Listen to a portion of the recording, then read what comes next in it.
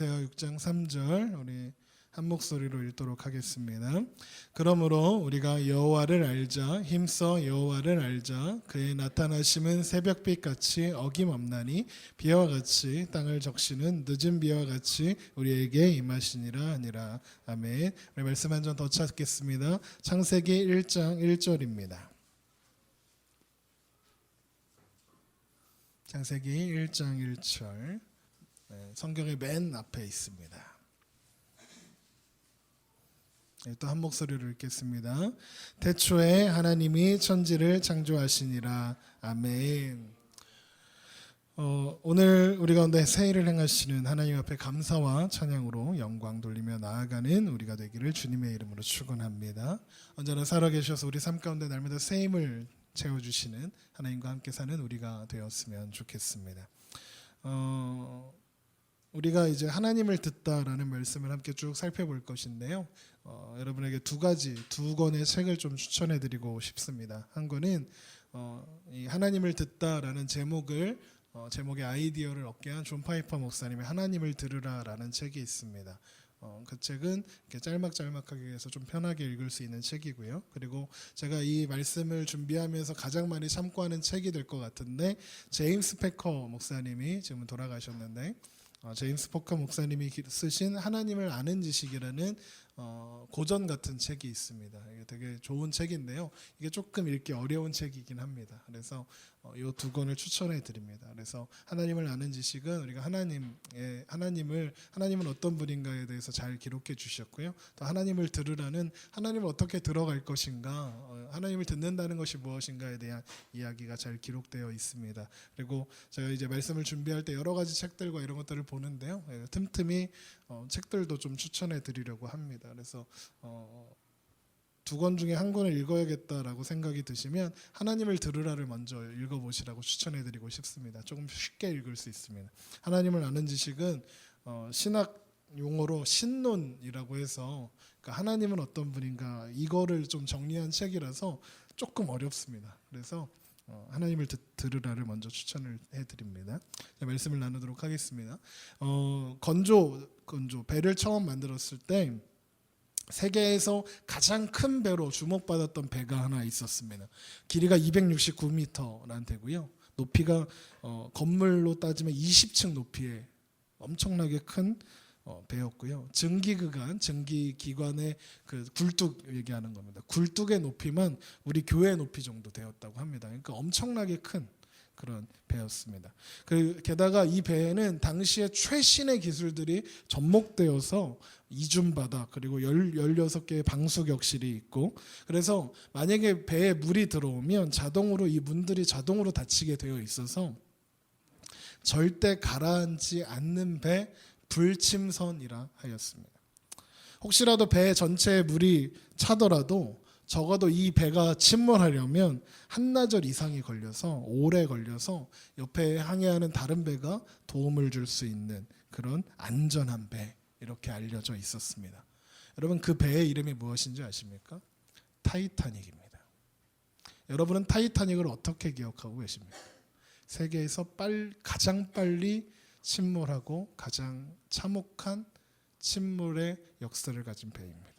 당대의 최고의 배였고 가장 크고 호화로웠고 튼튼한 배, 안전한 배, 절대 가라앉지 않는 배로 알려졌던 타이타닉호는 1912년 4월 13일 2200명의 승선자가 있었는데 그중에 1500명, 선장을 포함한 1500명과 함께 차가운 바닷속으로 가라앉아 버렸습니다. 침몰 속도가 엄청나게 빨랐다고 해요. 그래서 기록에 의하면 빙산과 충돌하고 2시간 30분도 채 안 돼서 완전히 침몰해버렸다고 합니다. 그런데 이 배의 별명이 뭐였다고요? 절대 가라앉지 않는 배 불침선이었습니다. 불침선이라는 이름이 좀 부끄럽게 되었습니다. 그토록 안전하게 그리고 치밀하게 만들어진 타이타닉이 어떻게 그렇게 빨리 침몰했는가 당시에는 이해할 수 없었습니다.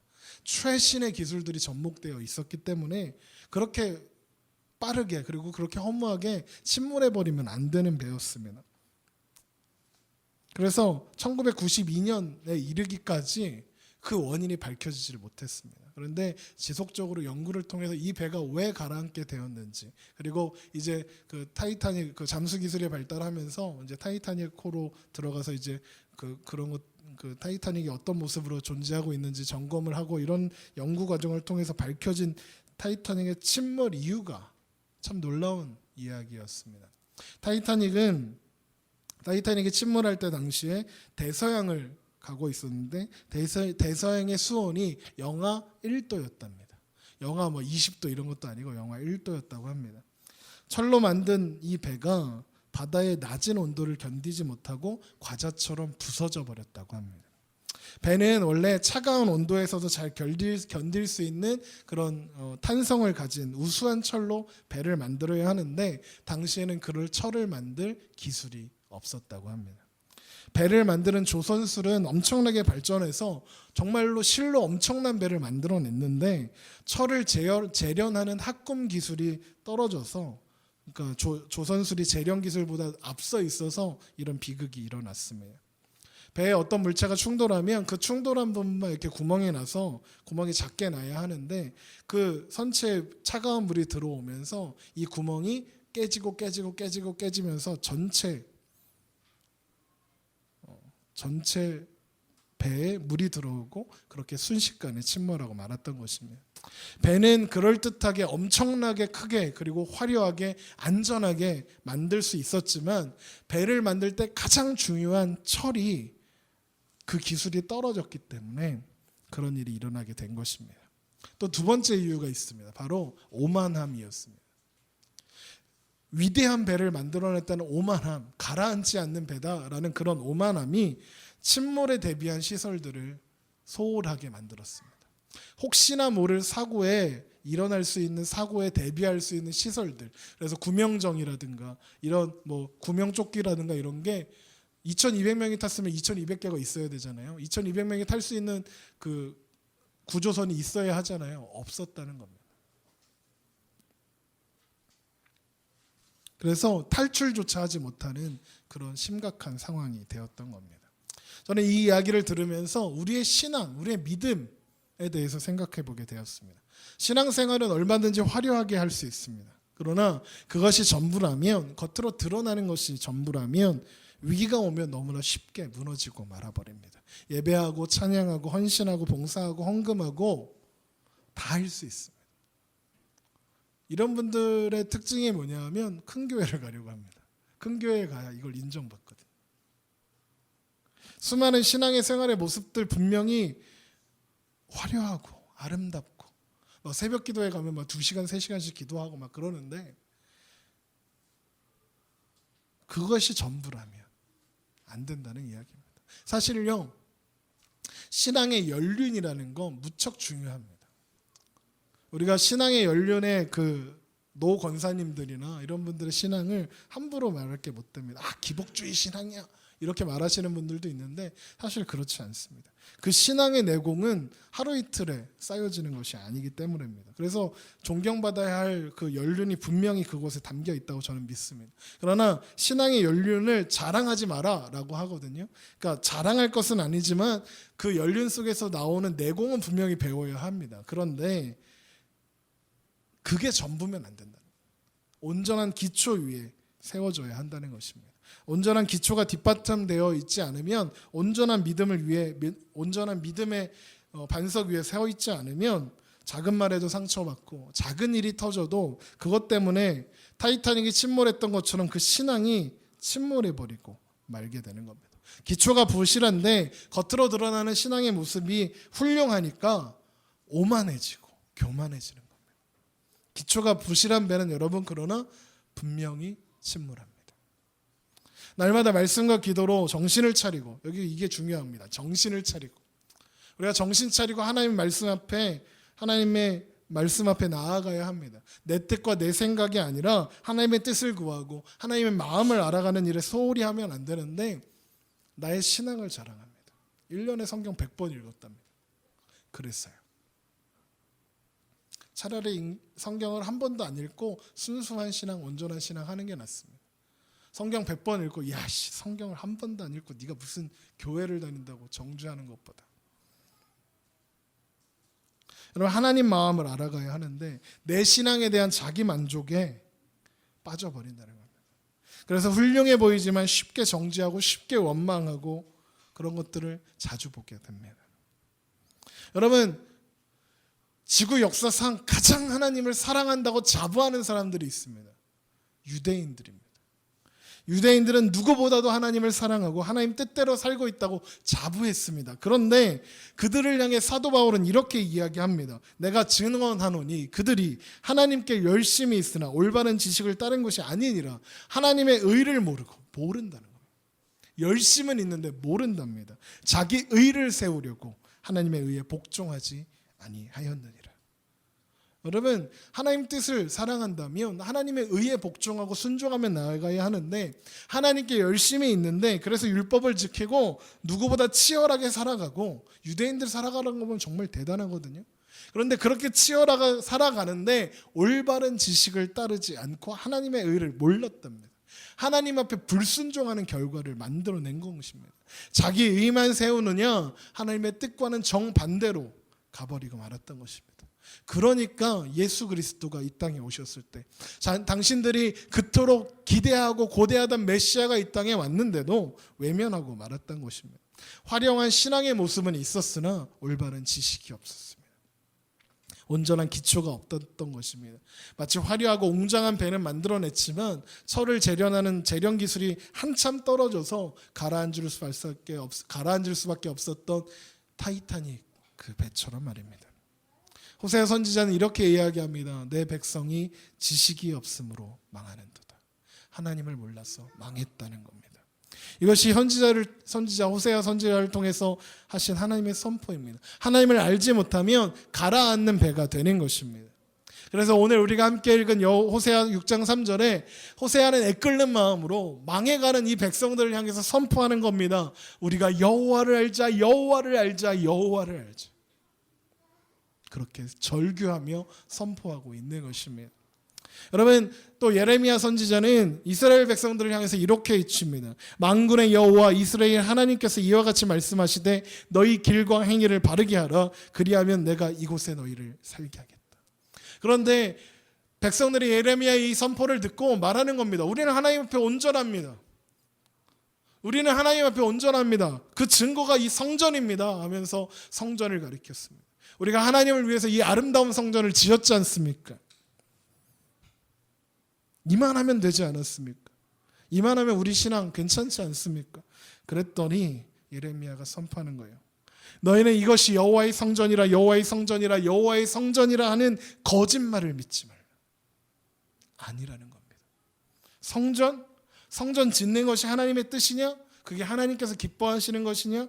이것이 여호와의 성전이 맞냐? 그렇다면 너희가 예배하는 하나님께서 기뻐하시는 것이 무엇인지, 하나님 앞에 온전히 행하는 것이 무엇인지 너희 알고 그대로 하느냐? 성전만 지어놓고 다 했다 하고 있는 건 아니냐? 그러면서 이야기하는 겁니다. 너희가 만일 길과 행위를 참으로 바르게 하여, 그러면서 하나님 앞에 길과 행위를 바르게 하는 것이 무엇인지 이야기하는데, 첫 번째가 이웃들 사이에 정의를 행하며, 두 번째 이방인과 고아와 과부들 약자들을 보살피고 압제하지 아니하며, 무죄한 자의 피를 흘리지 아니하며, 다른 신들을 뒤를 따라 화를 자초하지 않으면 내가 이곳에 너희를 살게 하리니 너희 조상에게 영원토록 준 땅이니라. 너희가 하나님을 사랑한다는 증거로 성전 지어놨는데 너희의 삶이 도대체가 하나님 사랑하는 것과 무슨 관계가 있느냐? 하나님을 사랑한다면 하나님을 사랑하고 이웃 사랑했는데 이방인과 과부와 고아들을, 약제들을 압제하고 있지 않느냐? 무죄한 자의 피를 그렇게 수없이 많이 흘리고 있지 않느냐? 도대체 너희의 모습에 이웃 사랑이 어디에 있느냐? 너희는 다 거짓말쟁이야 하는 겁니다. 우리 한번 말씀을 찾겠습니다. 예레미야서 7장 8절입니다.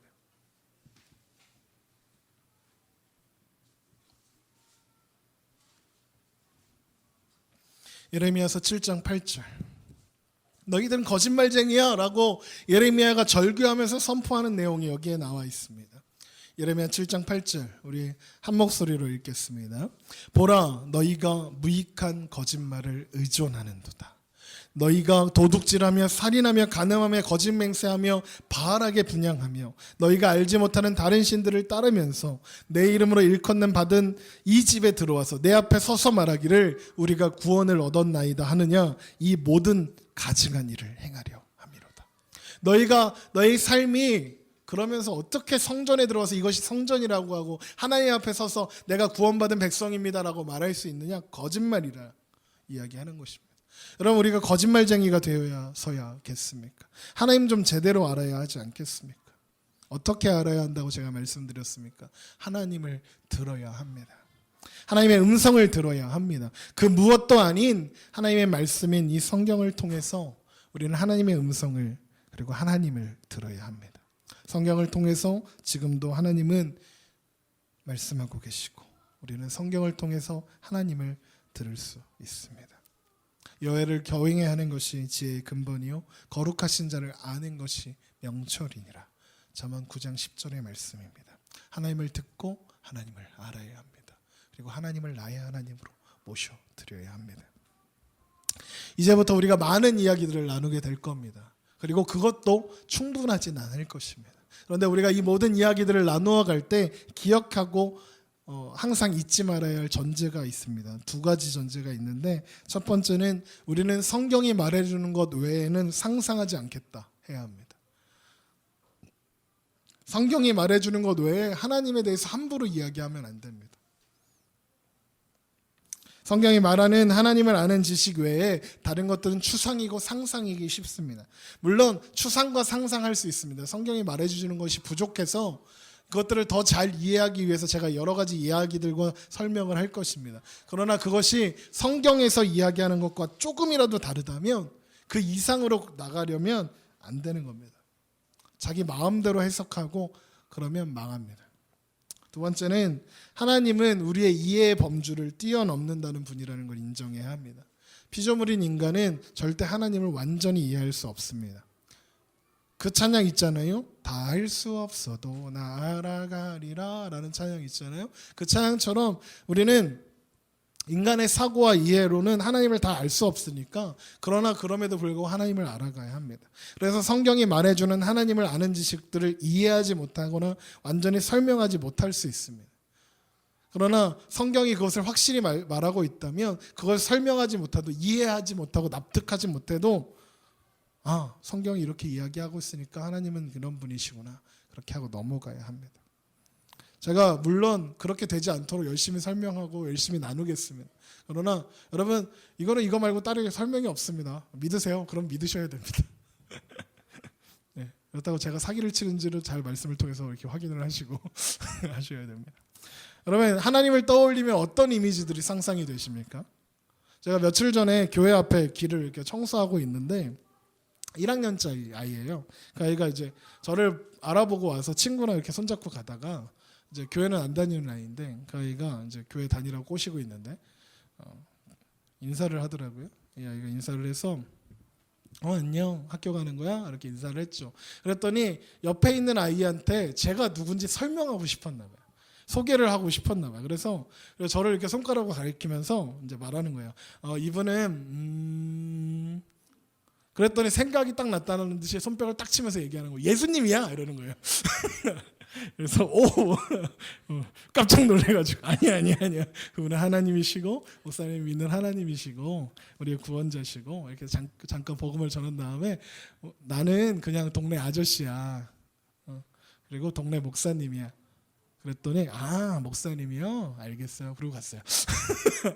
되게 당황스럽더라고요. 그러니까 네. 누가 이제 나중에 이 말만 뜯어가지고 이제 이모상 목사가 지가 예수라 그랬다 그런다 또.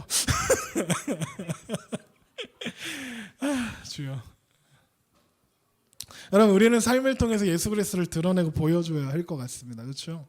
그러나 제가 이 이야기를 들은 이유가 그 아이가 예수님을 생각할 때 배불뚝이 동네 맘씨 착한 아저씨로 생각하는 건 아닐까 이런 생각이 들어서 그렇습니다.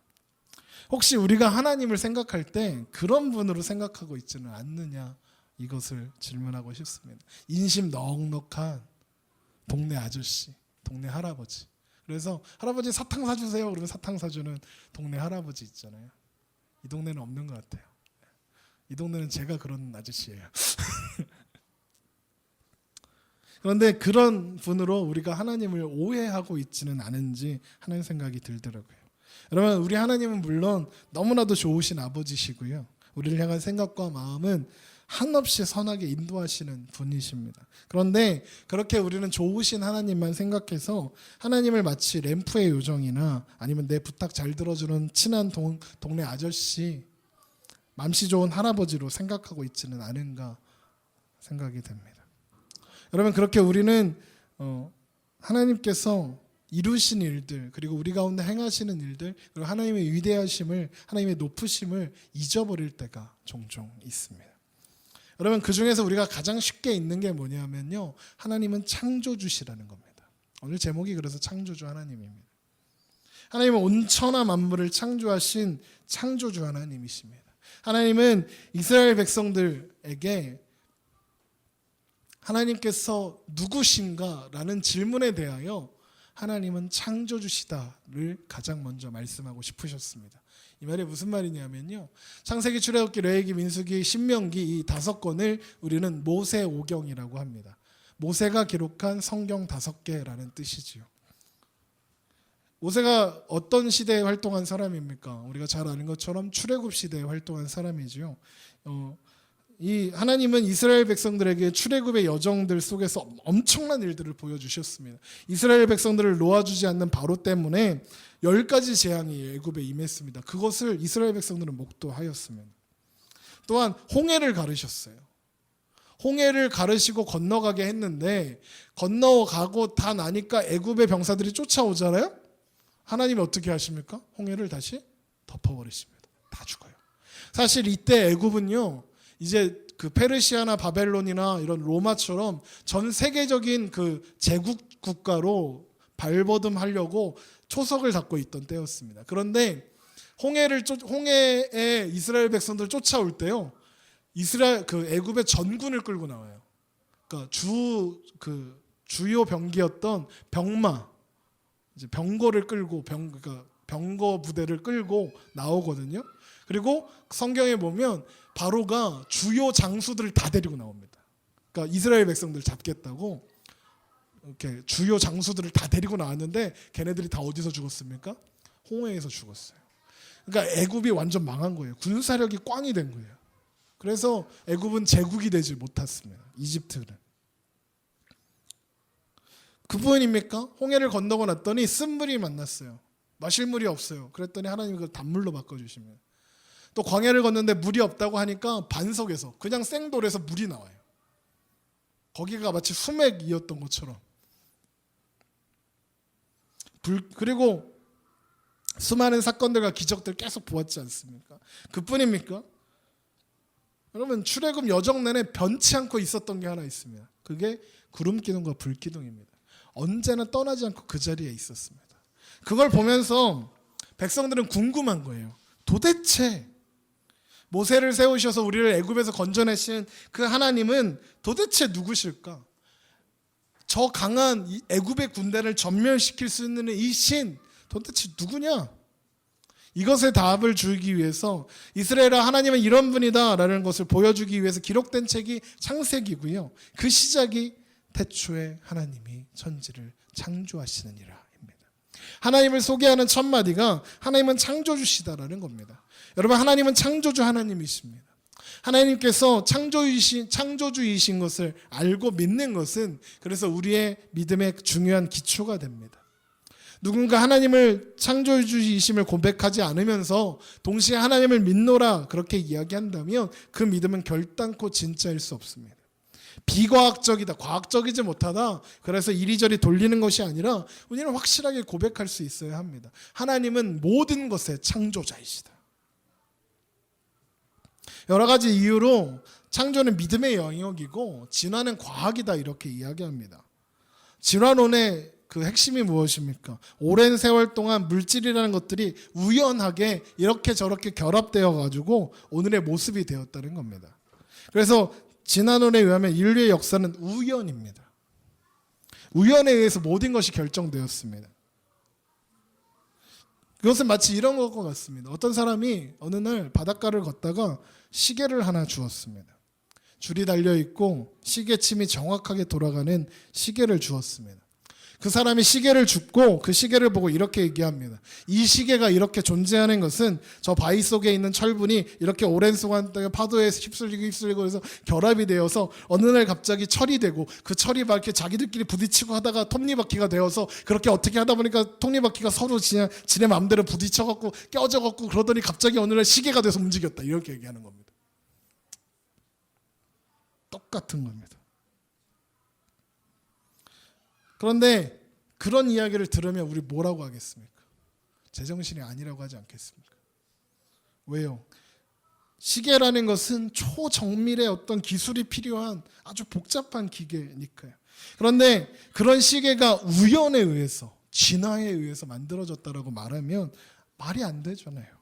그런데 시계와는 비교할 수 없이 복잡하고 정밀하고 상상을 초월할 만큼 섬세한 인간과 짐승과 식물 같은 것, 그게 우연히 생겨났다고 어떻게 믿을 수 있는 걸까요? 진화론이 이렇게 얘기해요. 우주의 전체는 아미노산으로 구성되어 있대요. 아미노산이 결합하면 단백질이 된답니다. 단백질이 결합해갖고 단세포 생물이 되고 그게 아메바예요. 그 아메바가 막 해갖고 원숭이가 되고 사람이 되었다는 겁니다. 그런데 미국의 대표적인 진화론 과학자인 카플란이라는 사람이 있답니다. 제가 모르는 사람인데 그냥 찾다 보니까 나왔어요.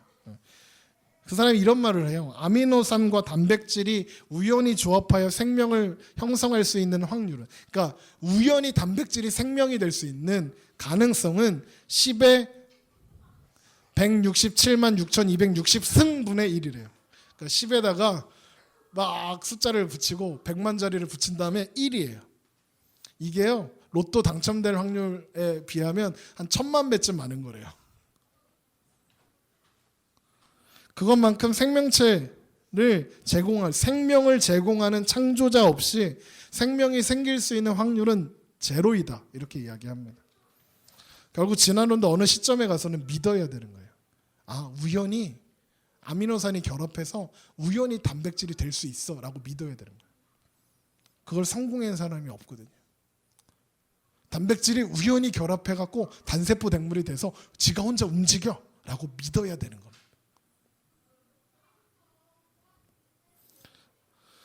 여러분, 만약에 창조론이 더 과학적이냐 진화론이 더 과학적이냐, 저는 창조가 더 과학적이라고 생각하는 사람입니다. 그러나 뭐가 더 과학적인가를 따지는 건 사실 우리한테 중요하지 않습니다. 그거 그냥 과학자들이 하라고 하면 됩니다. 저는 과학자가 아니고 과학자가 될 생각이 요만큼도 없고, 과학자 하려면 물리, 수학 이런 거 해야 되는데 정말 싫고 그렇습니다. 알아서 하라고 하고. 그런데 우리가 점검해야 하는 것은 우리의 그 생각들, 진화적인 생각들이 어디에서 출발한 것인지 먼저 알아야 한다는 겁니다. 창조론의 핵심은요, 하나님이 모든 것을 하셨다는 뜻입니다. 진화론은 혼자 알아서 했다는 겁니다. 이 두 가지를 비교하면 결국 창조는 하나님을 봅니다.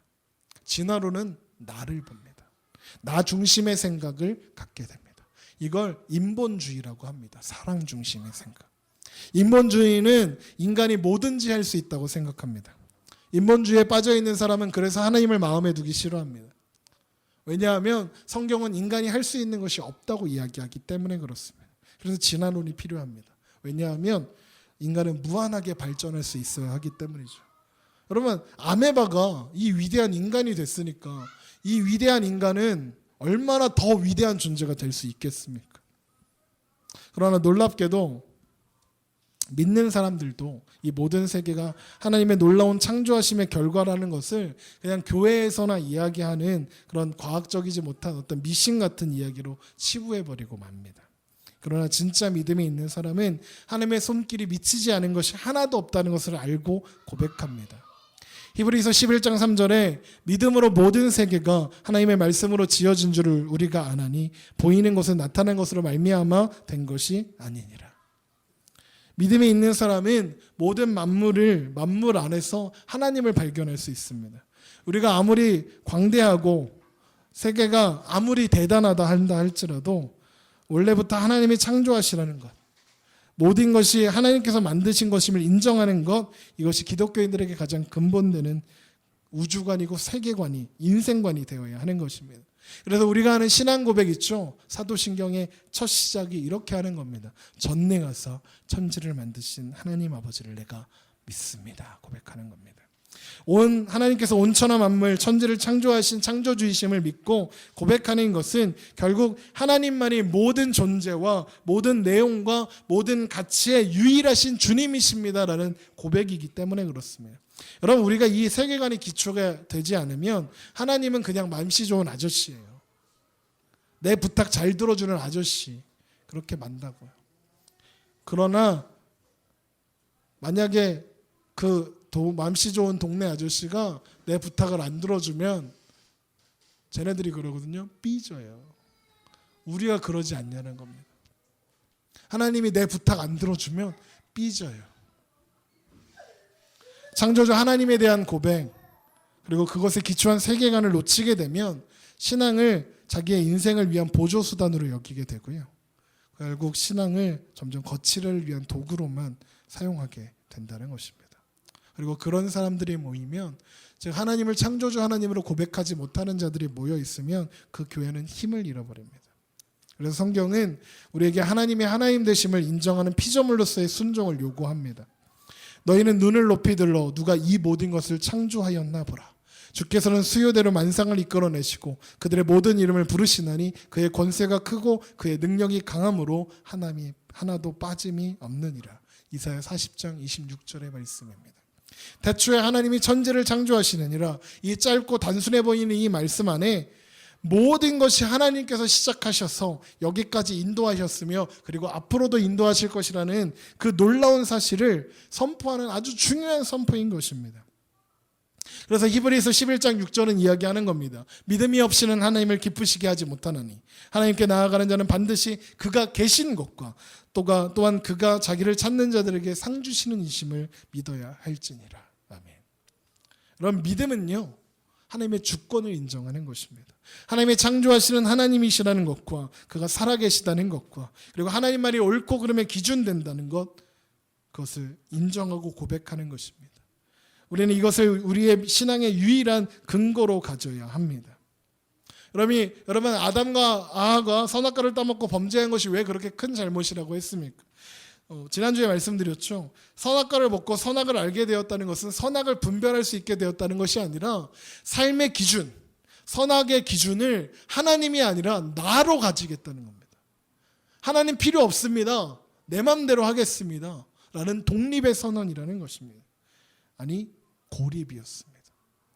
고립은 곧 단절이 되었고요. 생명의 주관자 되시는 하나님께 피조물로서의 순종을 거부한 것입니다. 그래서 구원은 이 고립 단절로부터 필요하게 된 것입니다. 그 고립에서 우리를 벗어나게 하는 사건이 예수 그리스도의 십자가고 우리를 구원하시는 은혜인 것입니다.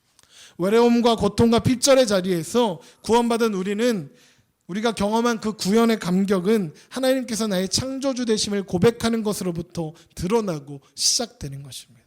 우리는 그렇게 하나님께서 예수 그리스도 안에서 나를 사랑하사 구원하여 주셨음을 고백하며 나아가야 합니다. 태초에 하나님이 천지를 창조하신지라.